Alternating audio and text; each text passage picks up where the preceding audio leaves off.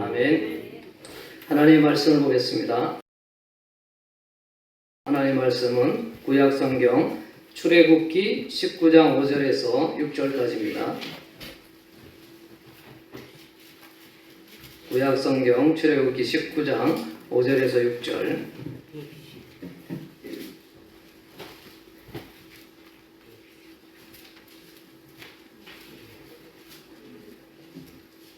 네, 출애굽기 19장 5절 6절은 구약성경 110페이지에 있습니다.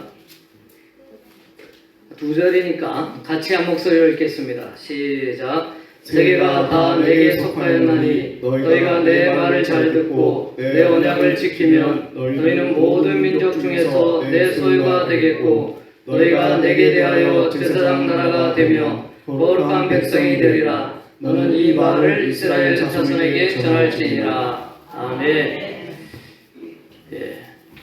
오늘은 모세 언약이라는 말씀의 제목으로 성도 여러분과 함께 은혜 받기를 원합니다. 옆에 분하고 한번 인사하겠습니다. 사랑하고 축복합니다. 제가 설교할 때는 또 새롭게 인사를 한번 하겠습니다. 성도님 때문에 살맛이 납니다. 이렇게 인사합니다. 시작. 성도님 때문에 살맛이 납니다. 아멘. 성공사직교회 성도 여러분 때문에 제가 살맛이 나고 여러분들이 살맛이 나는 줄로 믿습니다. 오늘 담임 목사님은 언양 순복음교회 1일 집회 인도하시러 갔습니다. 그래서 제가 오늘 오전 예배와 오후 예배를 설교를 하게 됐습니다. 구약 성경에 성경이 전체가 다 언약이죠. 우리가 이제 구약, 신약 이렇게 하면 구약은 옛날 약속, 옛날 언약, 신약은 새로운 언약, 새 언약 이렇게 이제 말씀할 수 있습니다. 구약 성경 전체가 하나님의 약속이고 하나님의 언약입니다. 누구에 대한 언약입니까? 오실 예수 그리스도에 대한 언약이죠. 신약 성경 전체가 오신 예수 그리스도에 대한 기록을 하고 있습니다.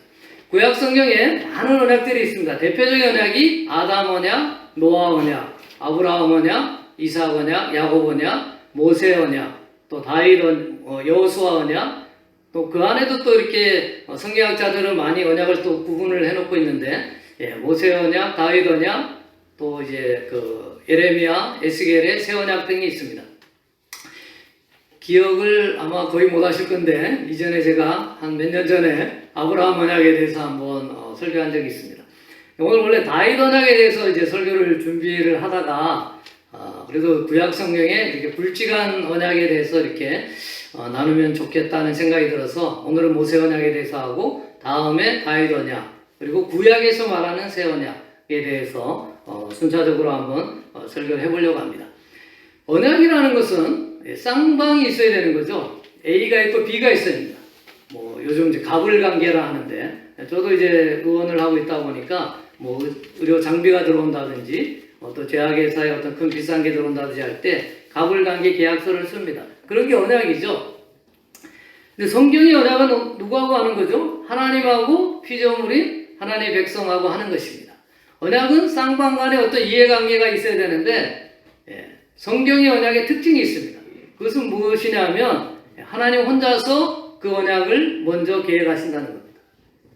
그리고 우리에게 그 언약을 할 것인가 안 할 것인가 물어보질 않아요. 하나님 혼자서 한다는 것이 특징입니다. 아브라함 언약이 그랬죠. 아브라함에게 하나님의 신이 찾아옵니다. 그랬을 때 언약을 맺는데 어떻게 맺냐면 고대 근동, 이거는 이제 성경에서만 그런 게 아니고 고대 근동의 역사에서 요즘은 언약을 하면 저 가불관계 이렇게 계약서를 쓰잖아요. 물론 요즘은 이제 전자문서로도 그렇게 하고 있는데 고대 근동 옛날에는 아브라함이 살던 그 시대 때는 어떻게 언약을 했냐면 짐승을 잡아가지고 짐승을 반으로 가릅니다. 그리고 불사르고 그 짐승 사이로 언약의 가불관계에 있는 사람이 이렇게 지나가면 그 언약이 이제 형성이 되는 겁니다. 근데 우리가 보는 창세기에 아브라함하고 이제 그 하나님의 신이 이제 같이 언약을 하면서 고기를 가르는데 거기에 아브라함은 지나가지 않고 하나님의 신만이 이렇게 지나갔다고 기록되어 있습니다. 무엇을 의미하냐면 성경의 언약은 하나님이 일방적으로 언약을 체결하시고 하나님이 그 언약을 이루어 가시는 것이 성경의 역사인 것입니다. 하나님은 하나님이 약속해 놓으시고 그 약속을 반드시 지킨다는 것입니다. 그래서 우리가 성경을 보고 큰 위로와 평안을 얻는 것은 무슨 이유냐면 하나님은 한 번 본인이 언약하신 것을 절대 변개하지 아니하시고 분명하게 이루시기 때문에 그런 것이죠. 아브라함 언약이 그렇고 모세 언약이 그렇습니다. 모든 성경의 언약의 대표적인 핵심은 이겁니다. 나는 너희 하나님이 되고 너희는 나의 백성이 될 것이다. 하나님 우리에게 언약을 주시는 것은 우리에게 하나님 되시길 원하시기 때문에 그렇습니다. 그리고 또 우리가 하나님의 백성이 되길 원하시기 때문에 하나님 우리에게 언약을 주시는 것이죠. 지난번에 우리가 여러분 이제 기억을 다 못 하시겠지만 아브라함 언약에 대해서 공부한 것을 짧게 복습을 하겠습니다.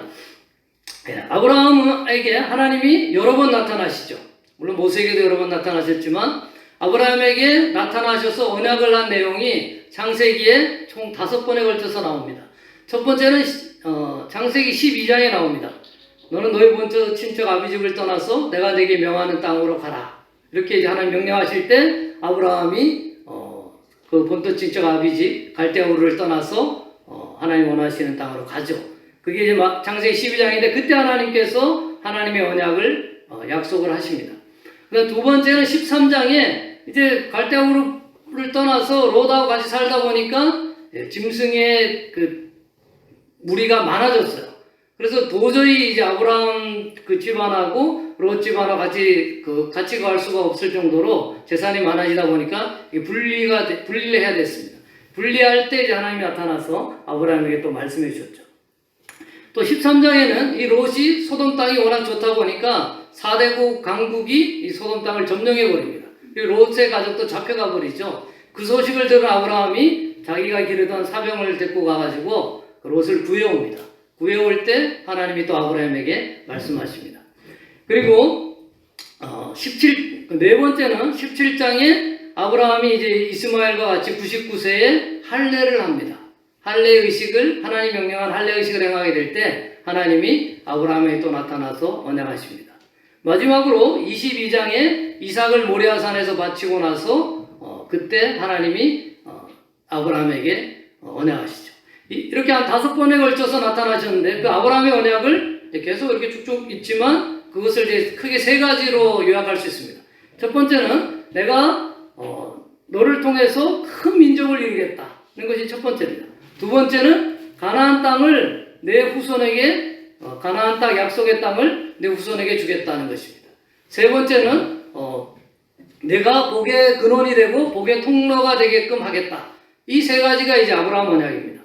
이 아브라함 언약이 우리가 성경을 보면 구약 성경에서 일부분 성취가 됩니다. 어떻게 성취됐는가를 잠깐 살펴보면 첫 번째로 내 민족을 많게 하겠다. 내 민족이 큰 민족을 이루고 하나님의 백성이 되게 하겠다. 이렇게 하나님 약속하셨는데 언제 처음에 그 약속이 이루어지죠? 이스라엘 백성이 그 애굽에서 종살이 할 때 그때 이스라엘 백성이 수가 확 많아집니다. 아브라함이 약속을 받을 때만 해도 이스마엘 1명 있을 때 처음에 이스마엘도 없을 때 이제 약속을 받죠. 그런데 이스마엘 1명 있었고 이삭 1명 있었는데 그 자손이 바다의 모래와 같이 하늘의 별과 같이 많게 하겠다는 하나님의 약속이 첫 번째로 이제 이룩되는 것이 이스라엘 백성이 이집트 땅에 노예로 살게 됐을 때 이루어지죠. 두 번째로 가나안 땅 약속의 땅을 너희 자손에게 주겠다고 하는 것은 모세 출애굽 이후에 여호수아를 통해서 이스라엘이 많은 땅을 점령을 합니다. 그때 이제 하나님의 약속이 1차적으로 이루어지는 것이죠. 그럼 세 번째로 너는 복의 근원이 되고 복의 통로가 되게 하겠다는 것은 성경에 사실은 구체적으로 나와 있지는 않지만 아브라함을 만난 창세기를 읽어보면 아브라함을 만난 사람들, 이삭을 만난 사람들, 야곱을 만난 사람들이 하나같이 하는 말이 당신은 하나님 앞에 복받은 사람이라는 말을 합니다. 그래서 부분적으로 아브라함에게 그 하나님이 언약하신 것이 다 성취가 되는 것을 볼 수가 있습니다. 그렇지만 궁극적인 성취는 역시 신약에 와서 예수 그리스도를 통해서 이 아브라함 언약이 성취가 됩니다. 첫 번째로 큰 민족을 이루어 하나님의 백성이 된다는 것은 로마서 4장 13절 16절에 언약을 따라 아브라함은 유대인뿐 아니라 모든 아브라함과 같은 믿음을 가진 자의 조상이 되었다. 아브라함이 모든 사람의 조상이라는 것을 통해서 하나님의 말씀의 언약이 성취되는 것을 보게 하는 것입니다. 이것은 아브라함의 자손으로 예수 그리스도가 와서 예수 그리스도를 믿는 모든 많은 족속이 이루어진 것을 통해서 신약 성경에서 성취가 된 것이죠. 둘째로 가나안 땅을 그의 후손에게 기업으로 준다는 것은 가나안은 하나님이 약속한 땅, 하나님의 통치가 이루어지는 땅을 의미하는 것입니다. 신약 시대에 저와 여러분이 하나님의 통치를 받으면서 살아가고 있는 것이죠. 눈에 보이는 땅이 아니고 신약에서는 예수 그리스도를 통해서 영적으로 그 땅이 이루어지는 것입니다. 저와 여러분이 살아가는 장소, 저와 여러분이 살아가는 곳이 바로 하나님의 나라이고 하나님의 약속한 땅이 되는 것입니다. 세 번째로 모든 민족에게 복의 근원이 되고 복의 통로가 되게 하겠다는 것은 예수 그리스도를 믿는 우리가 바로 복의 근원이요 복의 통로로 살아가는 자인 줄로 믿습니다. 이렇게 구약 성경에서 부분적으로 이루어졌던 아브라함 언약이 신약 성경에서 예수 그리스도를 통해서 온전하게 이루어진 것입니다. 모세 언약도 마찬가지입니다. 모든 언약이 마찬가지입니다. 구약에 있는 모든 언약이 구약에서는 부분적으로 이루어지든지 어떨 때는 또 이루어지지 않든지 하다가 신약 성경에 와서 예수 그리스도를 통해서 다 이루어진 것을 우리가 성경을 통해서 알게 되는 것입니다. 오늘 이제 모세 언약에 대해서 공부하기를 원합니다. 출애굽기 19장 5절 6절 오늘 본문 말씀을 한 번 다 같이 읽겠습니다. 시작. 세계가 다 내게 속하였나니 너희가 내 말을 잘 듣고 내 언약을 지키면 너희는 열국 중에서 내 소유가 되겠고 너희가 내게 대하여 제사장 나라가 되며 거룩한 백성이 되리라. 너는 이 말을 이스라엘 자손에게 고할지니라. 출애굽해서 시내산에서 모세가 그 십계명을 받을 때까지 50일이 걸렸습니다. 이것은 예수님이 십자가에 달려 죽으시고 부활하시고 승천하시기까지 40일이 걸렸고 승천하시고 나서 10일 만에 마가다락방에 성령 오순절에 성령 강림이 임하셨죠. 그게 바로 50일이 걸린 오순절 50일이 걸린 것이죠.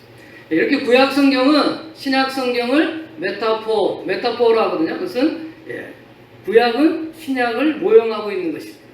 우리가 구약을 잘 공부하면 신약을 잘 알 수 있는 것이죠.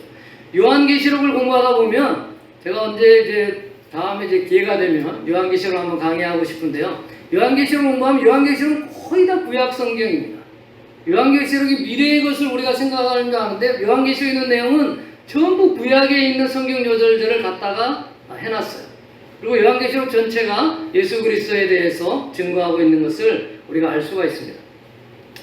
출애굽기 2장 23절 25절에 여러 해 후에 애굽 왕은 죽었고 이스라엘 자손은 고역으로 인하여 탄식하여 부르짖으니 그 고역으로 인하여 부르짖는 소리가 하나님께 상달한지라. 하나님이 그 고통소리를 들으시고 아브라함과 이삭과 야곱에게 하신 그 언약을 기억하사 이스라엘 자손을 건명하셨더라. 수가 많아졌는데 수가 많아진 것을 뭐라고 하냐면 아브라함과 이삭과 야곱에게 하신 그 언약을 기억해서 그렇게 된 것이고 이제 그 수가 많아졌으니까 어떻게 됩니까? 애굽 사람들이 견제를 하죠. 이 사람들이 수가 많으니까 오히려 우리 백성들을 압제하지 않을까. 그렇게 해서 바로가 이제 이스라엘 백성들을 이제 다시 노예화 만들고 많은 노역을 하게끔 괴롭히게 됩니다. 그런데 하나님께서 아브라함에게 약속하셨죠. 내가 너에게 가나안 땅 약속의 땅으로 가게 하실 것이다. 내 자손을. 그것을 하나님이 기억하시고 출애굽하게 하셨다는 것입니다. 그래서 성경은 하나님께서 하나님의 사람들에게 약속하신 것들을 그 시대에 반드시 이루시고 반드시 그 언약이 성취됐다는 것을 우리가 공부하고 알 수가 있는 것입니다.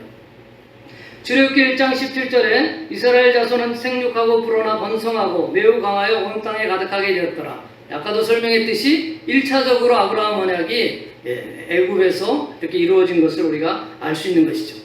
아브라함 언약은 하나님과 아브라함 개인이 맺었지만 이제 벌써 모세에 와서는 아브라함과 이스라엘 족속, 이스라엘 백성, 이스라엘 나라와 함께 하나님 그 언약이 확장되는 것을 볼 수가 있는 것입니다. 그리고 이 모세 언약의 증거가 있습니다. 그것은 바로 성전이죠. 성전 안에는 뭐가 있냐면 언약궤가 있습니다. 언약궤 안에는 십자가 그 십계명 돌판이 있는 것이죠. 그래서 하나님의 언약의 증거로 이스라엘 백성들이 성막에서 보관하고 있었습니다. 그리고 이스라엘 백성들은 또 안식일과 유월절을 지켰죠. 그래서 하나님과 특별한 관계라는 것을 하나님이 계속 이스라엘 백성들에게 주지시켜 준 것입니다. 저와 여러분도 주일마다 모이고 있잖아요. 이것이 바로 하나님의 은혜를 우리가 기억하기 위해서 성도들이 모이는 것입니다.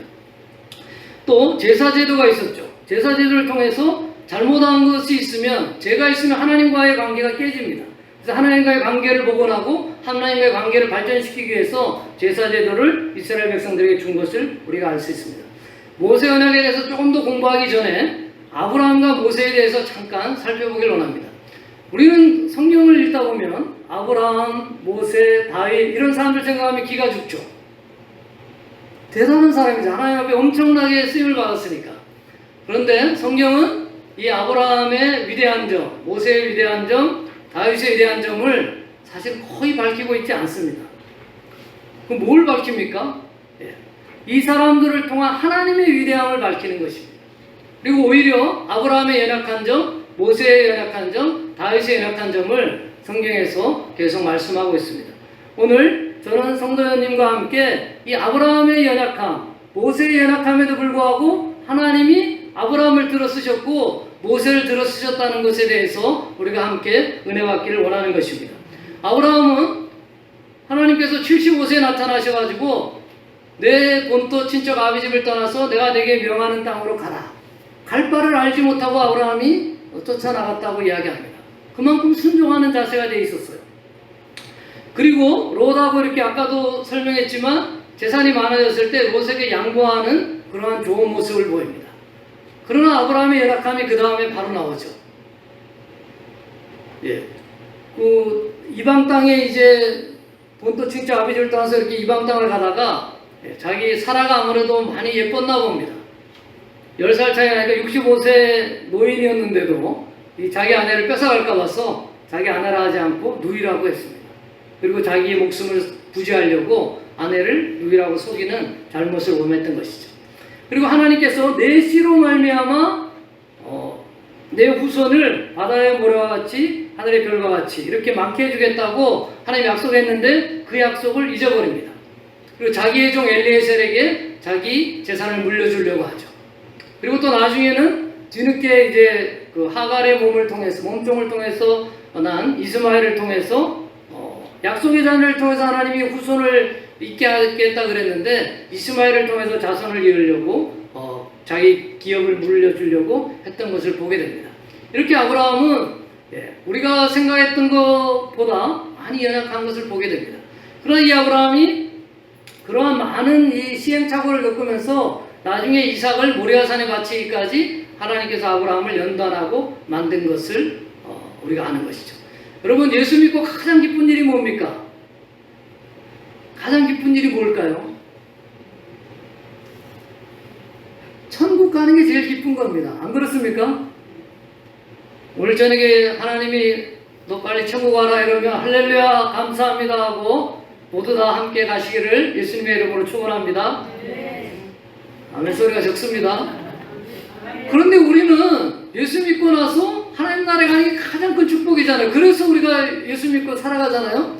그런데 바로 하나님 나라에 가려고 하지 않는다는 게 문제죠. 그리고 또 우리가 다르게 생각하면 왜 하나님은 내가 예수 믿고 이 땅에서 죄 짓지 않고 바로 하나님 나라 가면 딱 좋은데 예수 믿을 때 그 기쁨의 감격을 가지고 우리를 왜 이렇게 이 땅에 내버려 두냐는 거예요. 그리고 지난번에 설교했듯이 고난 가운데 저와 여러분을 두고 있습니까? 하나님의 계획이 있는 것입니다. 우리에게 인생의 시간이 필요한 것이고 그 인생을 살아가면서 지혜가 필요한 것이죠. 제가 이제 우리 돌아가신 어머니를 생각할 때마다 지혜가 참 많은 분이셨어요. 옛날에 사셨던 분이니까 공부를 뭐 초등학교도 다 못 마쳤죠. 그때 일제시대이기 때문에 초등학교 다니다가 이제 그만두셨는데 그래도 삶의 지혜가 엄청 이렇게 좋으셨던 것을 보게 됩니다. 마찬가지입니다. 성도를 이 땅에 예수 믿게 하고 바로 하나님 나라에 데려가지 않고 우리를 이 땅에 이렇게 살게 하시는 이유는, 교회 생활을 하게 하는 이유는 이 생활 가운데 다른 사람하고 더불어 살아가면서 지혜를 배우는 겁니다. 하나님의 마음을 배우는 것이고 성령의 열매를 맺어가게끔 저와 여러분을 이 땅에 두시는 것이죠. 그래서 우리가 열심히 살아야 됩니다. 교회 생활도 열심히 해야 되는 거예요. 교회 생활을 통해서 하나님이 성령의 열매를 맺게 하시는데 주일 낮 예배 한 번 나와서 좀 어려울 것 같습니다. 주일 오예배도 참석하시고 수예배도 참석하시고 금요기도에도 참석하셔서 하나님의 말씀을 더 많이 읽고 더 많이 또 삼가, 물론 교회 생활만이 하나님께서 우리를 훈련시키는 건 아니죠. 일상의 삶 가운데 하나님과 계속적으로 만나야 되는 것입니다. 네, 제가 설교 본문에서 옆으로 좀 나갔습니다. 다시 돌아오면 모세는 어떻습니까? 모세는 히브리서 11장에 보면 모세가 하나님의 백성과 함께 고난을 받는 것을 더 즐거워했다고 기록하고 있습니다. 모세는 바로의 왕궁에 그 왕자로서의 고난을 누리는 것보다 하나님의 백성으로 사는 것을, 또 고난을 받는 것을 더 기뻐했다. 그렇게 이제 히브리서에 기록하고 있는데, 그거는 신약 성경의 관점입니다. 구약 성경에 우리가 하는 출애굽기서에서는 모세는 어땠습니까? 이스라엘 백성하고 애굽 백성하고 싸우니까 이 애굽 백성을 돌로 쳐 죽이죠. 모세가 죽입니다. 그리고 나서 그것이 발각이 되니까 자기의 처지, 신분도 이제 자기가 그 애굽 사람이 아니잖아요. 그런데다 애굽 사람을 죽였으니까 이제 자기 목숨이 위태로울까 생각해서 비겁하게 도망간 겁니다. 그리고 아무것도 할 줄 모르는 사람이었어요.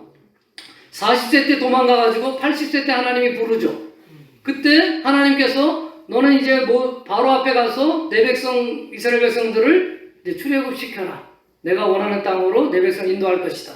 하나님 이렇게 이야기할 때 모세가 어떻게 했습니까? 여러 번 부인합니다. 하나님 보낼 만한 사람을 보내십시오. 나는 입이 둔한 사람입니다. 바로가 마음이 강팍해서 안 보낼 겁니다. 하나님 말씀에 계속 토를 당합니다. 우리는 하나님이 우리를 부르시면 목숨까지 내버릴 것 같죠, 여러분? 목숨까지는 아니어도 최소한 바로 순종하고 따라가는 신용이라도 할 건데, 모세는 그러지 않았어요. 하나님 앞에 반대하고 하나님 말씀에 토달고 하나님이 이제 분을 내시니까 그때서야 무서워가지고 바로 앞에 겨우 가는 그런 사람이었습니다. 이런 아브라함과 모세의 모습이 우리의 모습과 비슷하지 않습니까? 우리가 성전에 같은 아브라함과 모세를 하나님께서 사용하셨듯이 저와 순범사직의 성도님들도 하나님이 택하셨습니다. 로마서 5장 8절에 우리가 아직 죄인되었을 때 하나님께서 우리가 아직 죄인되었을 때 그리스도께서 우리를 위하여 죽으심으로 하나님께서 우리에게 대한 자기의 사랑을 확증하셨느니라. 여러분, 하나님이 우리를 택하신 것은 우리가 노력하고 행위로 잘한 것이 아니라 하나님의 전적인 선택으로 저와 여러분을 부른 줄로 믿습니다. 아브라함과 모세가 특별해가지고 그 사람들을 하나님 택한 것이 아니고 하나님이 그냥 택하신 거예요. 택하시고 그 사람을 쓰신 겁니다. 저와 여러분이 세상의 사람들보다 잘난 것이 있어서 이 자리에 있는 것이 아니라 하나님의 크신 은혜로 저와 여러분이 예수 그리스도를 믿고 살아가는 것입니다. 그래서 이 은혜가 얼마나 크고 놀라운 것입니까? 그래서 은혜인 거예요. 우리가 무엇을 노력을 해서 얻었다 하면 대가를 받은 것이죠. 그런데 아무 값없이 하나님이 은혜로 주신 것입니다. 그러니까 우리가 내세울 것이 없고 하나님의 값없이 주신 그 은혜에 감사해서 저와 성도 여러분이 이 땅을 살아가야 되는 것입니다. 교회 생활을 해야 되는 것입니다. 하나님의 은혜를 전파하며 살아가야 되는 줄로 믿습니다. 다시 모세 언약으로 돌아오겠습니다. 모세 언약의 구약의 성취는 사실상 일어나지 않았습니다. 오늘 본문 말씀처럼 하나님의 말씀을 지키면 하나님의 거룩한 백성, 제사장 나라가 되겠다고 하나님이 약속해 주셨는데, 이스라엘 백성들은 성전을 가지고 있었고 제사 제도가 있었지만 형식주의에 빠졌고 율법주의에 빠지면서 하나님의 그 속성, 하나님의 마음을 알지를 못했습니다. 그리고 오히려 모세가 시내산에 갔을 때도 송아지 우상을 만들어가지고 우상 숭배했죠. 이거 형식주의, 율법주의에 빠지는 잘못을 범하게 되었던 것입니다. 호세아서 6장 6절 7절에 이런 말씀이 있습니다. 나는 인애를 원하고 제사를 원하지 아니하며 번제보다 하나님을 아는 것을 원하노라. 신약 성경의 말씀이 아닙니다. 구약 성경의 말씀입니다. 구약 성경에서 제사 제도는 굉장히 중요한 의미를 가지고 있습니다. 그런데 하나님은 제사보다 인애를 원하고 번제물보다 하나님을 아는 것을 더 원한다는 겁니다. 여러분, 우리가 성경 많이 읽을 수 있습니다. 기도 많이 할 수 있습니다. 물론 중요하고 하나님의 사랑을 깨닫는 도구입니다. 그렇지만 읽기만 하고 내가 성경 100번 읽었다, 기도 내가 10시간 했다, 그것이 중요한 것이 아니고 하나님의 마음을 아는 것, 하나님의 은혜를 깨닫는 것이 더 소중한 줄로 믿습니다. 이렇듯 구약 성경에서 모세 언약은 사실은 성취가 되지 않았습니다. 오히려 신명기서에 보면 하나님의 말씀을 지키면 이러이러한 축복을 받고 말씀을 지키지 않으면 이러이러한 그 저주를 받을 것이라는 내용이 신명기서에 있는데, 그 저주의 내용이 훨씬 많습니다. 그 저주의 내용이 구약 가운데 이루어졌죠. 사실은 하나님의 은혜를 깨닫지 못한 이스라엘 백성들이 바벨론 포로로 잡혀가게 되는 일들이 구약 성경에서 일어났던 것입니다. 이것도 모세 언약도 역시 신약에 와서 예수 그리스도를 통해서 성취되는 것을 우리가 알게 되는 것입니다. 예수님께서 뭐라고 그랬습니까? 모세는 율법으로 대표되는 사람이잖아요. 율법을 폐하러 온 것이 아니라 이 율법을 온전케 하려 왔다, 이렇게 말씀하시는 것이죠. 오늘 그것에 대해서 한번 배워보기를 원합니다. 이 모세 언약은 구약에서는 성취가 되지 않았지만 신약 성경이 예수 그리스도를 통해서 성취가 되었습니다. 신약 성경에서는 모세 언약에 나오는 내용이 베드로전서 2장 9절에 오직 너희는 택하신 족속이요 왕 같은 제사장들이요 거룩한 나라요 그의 소유된 백성이라고 기록하고 있습니다.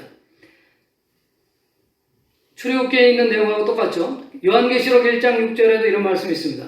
그 아버지 하나님을 위하여 우리를 나라와 제사장으로 삼으신 그에게 영광과 능력이 세세토록 있기를 원하노라. 예수 그리스도를 믿으면 우리가 하나님 나라의 제사장, 거룩한 백성이 된 줄로 믿습니다. 우리 자신이 거룩하다는 게 아니고 우리 안에 있는 예수 그리스도가 거룩하기 때문에 하나님이 우리 안에 있는 예수 그리스도를 보는 것이죠. 이것이 가능한 것은 이스라엘 백성들은 하나님의 말씀을 제대로 지키지 않았기 때문에 이스라엘 백성들이 죽어야 됩니다. 왜냐하면 율법을 지키지 못한 사람은 다 죽을 수밖에 없는 존재인 것이죠. 그런데 예수님이 대신해서 십자가에 달려 죽으심으로 이 하나님의 언약, 특별히 모세 언약을 이루시게 되는 것입니다. 그리고 신약성경에 와서는 마태복음 5장의 산상수훈의 말씀을 주십니다. 구약의 모세 때는 십계명, 또 율법 613가지를 출애굽기서 또 레위기 이런 데서 이제 말씀하고 있는데 신약성경에 와서는 예수님께서 새롭게 산상수훈을 통해서 새 계명을 가지고 살아가는 새 언약의 백성들을 어떻게 살아가야 될지를 우리에게 말씀해주고 있는 것입니다. 신약시대가 와서 구약의 많은 것들이 바뀌었습니다. 할례가 요즘은 이제 할례를 더 이상 우리가 강조하지 않죠. 할례는 세례로 바뀌게 되었습니다. 안식일은 안식일은 토요일입니다. 안식일을 지키지 않고 이제 우리는 예수님이 부활하신 주일을 지키게 되는 것이죠. 그리고 유월절은 성만찬으로 바뀌게 되었습니다. 또 제사장과 제물을 통해서 모세 언약에서는 하나님 앞에 나아갔다면 이제는 우리 예수 그리스도가 우리를 위하여 죽으심으로 하나님께 바로 막힌 휘장이 없이 하나님께 바로 나가는 줄로 믿습니다. 율법의 현대적인 의미에 대해서 잠시 공부하기를 원합니다. 예수님께서 오셔서 율법이 폐하해졌다 이렇게 한 말씀도 있고 율법이 완성이 됐다 이런 말씀도 있습니다. 이것을 우리가 어떻게 이해를 해야 되겠습니까? 율법이 폐하해졌다는 것은 크게 세 가지가 폐하해졌다는 것을 설명하는데 첫 번째로는 율법은 유대인과 이방인을 구분하는 것이었습니다. 이스라엘 백성들에게 율법을 지키게 하면서 너희는 구별된 백성이다, 이방인들하고 다르다는 것을 설명하는 것이었어요. 근데 이제 율법이 없어지면서 이방인과 유대인이 하나가 될 수 있었던 계기가 되는 것이죠. 두 번째로는 율법은 정죄하는 것입니다. 율법을 지키지 못하는 사람은 죄인으로 정죄를 받죠. 갈라디아서 3장 10절에 무릇 율법 행위에 속한 자들은 저주 아래 있나니 기록된 바 누구든지 율법책에 기록된 대로 모든 일을 항상 행하지 아니하는 자는 저주 아래 있는 자라 하였습니다. 율법은 항상 그것을 해야 돼요. 한 번이라도 피곤하고 힘들다고 한 번이라도 율법을 지키지 아니하면 저주 아래 있는 자가 되면서 정죄하는 기능이 율법 가운데 있는데 이러한 율법이 예수 그리스도를 통해서 폐해졌다는 것입니다. 마지막 세 번째로 율법의 의식 기능이 폐해졌어요. 의식 기능은 제사 기능이죠. 제사에 많은 형식들이 있었는데 그것이 굉장히 복잡하고 힘듭니다. 번제는 어떻게 드리고 속죄제는 어떻게 드리고 속건제는 어떻게 드리고 이런 것들이 이제 화제는 어떻게 드리고 이게 출애굽기, 레위기 엄청 자세히 설명되어 있어요. 그래서 우리가 지금 다 지키려면 얼마나 힘들겠습니까? 그러한 것들이 폐하해졌다는 것을 의미하는 것입니다. 그러면 이제 예수님께서 내가 율법을 폐하러 온 것이 아니고 온전케 하기 위해서 왔다는 그 온전함, 완성은 어떻게 이해를 해야 되겠습니까? 이것은 율법의 본질적인 요구가 이루어졌다는 것입니다. 그것은 무엇이냐면 율법의 본질적인 요구는 예수님이 그랬잖아요. 제자가 와서 가장 큰 계명이 뭡니까? 이렇게 말했을 때 내 하나님을 사랑하고 이웃을 내 목숨과 같이 사랑하는 것이 율법의 완성이다. 이렇게 이야기하잖아요. 십자가의 십계명을 둘로 요약하면 하나님 사랑, 이웃 사랑으로 요약할 수 있는 것입니다. 그러므로 율법의 배타적인 기능, 정제적인 기능, 제사적인 기능은 폐하해졌고 율법의 근본적인 의미, 하나님 사랑하고 이웃 사랑하는 것을 우리는 계속적으로 지켜나가야 되는 줄로 믿습니다. 모세 율법에 대해서 적용하는 부분 중에 신명기 6장 4절에 이런 말씀이 있습니다. 이스라엘아 들으라. 우리 하나님 여호와는 오직 하나인 여호와시니 너는 마음을 다하고 성품을 다하고 힘을 다하여 내 하나님 여호와를 사랑하라. 오늘날 내가 내게 명하는 이 말씀을 너는 마음에 새기고 내 자녀에게 부지런히 가르치며 집에 앉았을 때이든지 길에 행할 때이든지 누웠을 때이든지 일어날 때이든지 이 말씀을 강론할 것이며 너는 또 그것을 내 손목에 메어 기호를 삼으며 내 미간에 붙여 표를 삼고 또 내 집 문설주와 바깥문에 기록할지니라. 여러분, 신명기는 누가 썼습니까? 모세가 썼습니다. 모세가 썼는데 뭐라고 하냐면 하나님의 율법의 말씀을 읽히고 깨닫고 지키라고 이야기하고 있습니다. 미간에 붙이고 벽에 붙이고 손에 달고 다니고 이렇게 하면서 하나님의 말씀을 지키라고 이야기해요. 근데 모세는 어떻게 했습니까? 하나님의 말씀이 임하게 될 때 반대하고 거부하던 자였습니다. 근데 모세가 그의 생애를 살아가면서 하나님을 경험한 것입니다. 저와 성도님들도 마찬가지죠. 막 이제 예수 믿고 어떻게 될지 잘 모르고 우왕좌왕하고 좌충우돌했을 때 하나님께서 지금까지 저와 성도님들을 이끌어 오신 것입니다. 앞으로 더 이끌어 가시겠죠. 그런 하나님의 이끄신 가운데 우리가 깨달은 진리들을 더욱더 깨닫고 그것을 어떻게 됩니까? 자녀들에게 알려야 되고 새로운 신자에게 알려야 되고 나와 교제하는 사람들에게 하나님의 말씀을 증거하면서 살아가야 되는 줄로 믿습니다. 하나님께서 우리를 이렇게 만드신 것은 하나님의 아름다운 덕을 선전하게 하기 위함인 줄로 믿습니다. 모퉁이 돌이신 예수 그리스도가 버리심을 당하고 대신 우리를 세우신 것입니다. 하나님 대신 예수님의 십자가의 그 피의 공로로 저와 여러분이 하나님의 백성이 되었고 그분의 아름다운 덕을 선전하는 데 부르심을 받은 줄로 믿습니다. 우리는 무엇으로 그분의 아름다운 덕을 선전할 수 있겠습니까? 이 땅의 것을 찾는 것이 아니라 하늘의 것을 찾는 순범사에게 성도들이 되기를 예수님의 이름으로 축원합니다. 우리의 소유를 늘리는 데 급급하는 것이 아니라 우리의 소유를 나누는 데 우리의 관심이 쏠려야 될 줄로 믿습니다. 우리의 의가 드러나는 것이 아니라 하나님의 의, 그리스도의 의가 드러나는 삶을 살아가기를 예수님의 이름으로 축원합니다. 우리가 하나님 앞에 긍휼을 받았기 때문에 이제 우리와 만나는 사람들에게 하나님의 긍휼을 나누는 자가 되기를 예수님의 이름으로 축원합니다. 오늘 말씀을 정리하도록 하겠습니다. 하나님은 하나님 백성과 언약을 맺습니다. 그 언약은 우리하고 내고하는 협상하는 것이 아닙니다. 하나님 일방적으로 약속하시고 그것을 성경에 다 기록해 놓으셨어요. 그리고 하나님은 열심히 그 약속을 이루십니다. 저와 여러분, 하나님이 약속이기 때문에 우리가 신뢰가 가능한 것이죠. 우리 약속이라면 우리는 변할 수밖에 없지만 하나님의 약속은 한 번도 변한 적이 없고 하나님 구약에 약속하신 모든 것이 성경 가운데 이루어져 있고 지금도 이루어지고 있고 앞으로도 이루어지는 것인 줄로 믿습니다. 구약의 언약들이 일부가 구약에서 성취되었지만 예수 그리스도의 오심으로 예수 그리스도를 통해서 모두가 다 완성된 것을 우리는 성경을 통해서 배우게 되는 것입니다. 모세 언약에 있던 배타적인 기능, 정죄적인 기능, 또 제사적인 기능은 이제 폐하해졌지만 그 근본된 하나님 사랑, 이웃 사랑의 삶을 저와 성도님들이 열심히 살아가야 되는 줄로 믿습니다. 아브라함 언약과 모세 언약에 보듯이 아브라함과 모세에서 보듯이 특별히 세상 사람들보다 잘난 것이 없는 그들을 하나님 택하셨듯이 저와 여러분도 마찬가지입니다. 우리가 무엇을 잘해서 하나님 택하시는 것이 아니라 하나님이 전적인 은혜로 택함 받았기 때문에 그 귀한 은혜를 전파하며 살아가기를 예수님의 이름으로 축원합니다. 저와 성도 여러분, 우리의 노력으로 하나님의 백성이 된 것이 아닙니다. 하나님의 경륜을 따라 하나님의 은혜로 예수 믿는 자로 구원받은 자로 살아가게 하신 것입니다. 하나님이 놀라운 은혜의 복음을 증거하는 자로 살아가시기를 예수님의 이름으로 축원합니다. 오늘 말씀을 생각하면서 한번 통성으로 기도하겠습니다. 모세와 같이 아브라함과 같이 하나님이 특별히 잘난 것이 없는 우리가 아직 죄인 되었을 때 그들을 택하신 것처럼 우리도 하나님께서 죄인 되었을 때 택하셔서 이제 하나님의 사람으로 빚어가는 이 놀라운 은혜에 반응하며 살아가게 해달라고 이 시간 주여 일차하고 통성으로 기도하겠습니다. 주여